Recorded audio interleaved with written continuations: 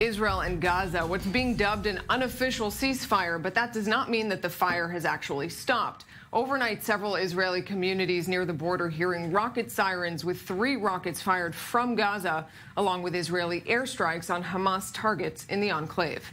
Hours later, Israel's military chief of staff, Aviv Kochavi, visiting Southern Command and ordering troops to stay on high alert, while Hamas's political chief, Ismail Haniyeh, went public too. All smiles while visiting what's left of his office destroyed in an Israeli airstrike.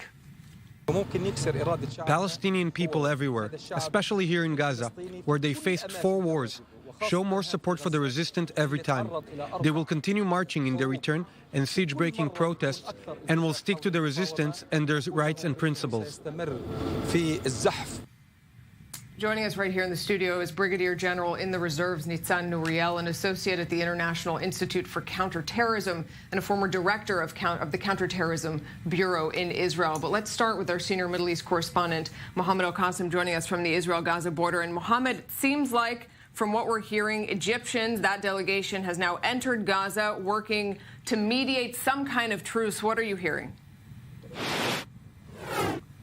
That's correct, Nuriel. Just in the last hour, we got confirmation from inside the Gaza Strip that the Egyptian delegation has entered through the Erez checkpoint to meet with Palestinian officials and talk about some sort of an understanding paper or a deal. What they are offering, according to Palestinian sources, a 1-year ceasefire. A 1-year ceasefire that, if it's approved, then that will end the current hostilities. That's what Palestinian sources are saying at this time. As we saw today, the head of the Hamas political arm, Ismail Haniyeh, did come out and did vow to rebuild Gaza, but also he continued his threats that Palestinians should go out in droves, massive demonstrations this coming Saturday.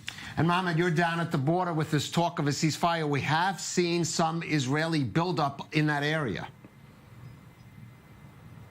That's correct. We've seen a large number of Israeli reserves being deployed to the area, as well as dozens of tanks and other military hardware brought into this area, despite the tense calm here in the area. But also, just in the last half hour, Kalev, we heard an increased number of aerial activities, but also from the other side of the borders, from Gaza, we've heard many number of IEDs, bombs, and even fireworks. This is part of the night activities by so-called chaos units that have been operating from along the Gaza-Israel border, from the Gaza side, firing fireworks and also throwing IEDs. That activities has increased just in the last half hour, and as I said, also an increased activities in the skies by the Israeli Air Force. All right, thanks for now. Our Mohammed Al-Qasim on the Israel-Gaza border, and here with us, Brigadier General in the Reserves, Nitzan Nuriel.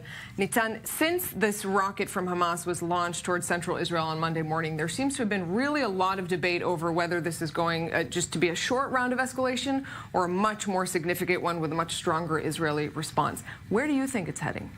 In order to understand the full picture, we need to ask ourselves, do we have any policy regarding Gaza? And surprisingly enough, the answer is yes, we do have a policy. Under the current government, the Israeli policy is that we prefer weak Hamas controlling Gaza than any other option. And if this is the case, the military options are very limited. Meaning, if the government of Israel prefer weak Hamas controlling Gaza and they do not really want to change the regime in Gaza, then the military actions are very limited, and in a way, we are delaying the big conflict. The inevitable big conflict? Yeah. I believe that as it's happened during the last 10 years, every few years we have a big clash. We're probably very close to the next big clash. And yet, as long as the Israeli policy is to prefer weak Hamas controlling Gaza, the military will try to maintain the conflict, try to, in a way, contain that conflict, but not much than that. Nitzan, before we get to the big clash, we are facing a situation this weekend, one-year anniversary of the so-called March of Returns at the border. What do you anticipate happening there this weekend at the Gaza-Israel border? One of our requests from the Egyptians is to achieve kind of understanding that this weekend Hamas can demonstrate, but far from the fence. Meaning they can demonstrate, they can bring as many people as they want, but they have to stay 500, 600, 700 meters from the fence. So the friction between them and our troops will be minimum. We didn't achieve it yet, meaning the Palestinians still insist to have those demonstrations. And the bad news I have for all of us that if they still try to demonstrate along the border with large amount of people, the number of casualties will be high. Nitzan, a moment ago you said that this current policy, this Israeli government policy of preserving a weak Hamas just leads to sort of one inevitable small conflict and then a bigger one and so on. And we do see this round constantly. I mean, this same cycle. What do you think needs to happen in order for a long-term solution? Again, it should start from the Israeli policy. What the political policy regarding Gaza? What should it be in your eyes? As far as I understand the region, and as far as I understand the players, I believe that we need to find a way how to change the regime in Gaza and find the Palestinian Authority coming back and controlling Gaza. But this government is weakening the Palestinian Authority. This is not the issue. The issue is what the Israeli side believe is good for him. And again, from the political aspect, the Israeli current government do not want Abu Abbas controlling Gaza. Because if he can control Gaza, then he's strong enough, and then you need to speak with him. And they don't want to speak with him because of many reasons. And how do you see the strategy of Hamas? Is it just day-to-day survival, or do they also have some kind of longer plan in play? You know, I'm an optimist guy, and I'm trying to analyze what Hamas is trying to do by describing the following. They know for sure one thing, that they will not be able to defeat us. They know that. They know along the years, based on the experience they have with us, that they will not be able to defeat us. So they are trying to do something else. And I will compare between what Sadat did 4 years ago and what Hamas may try to do now.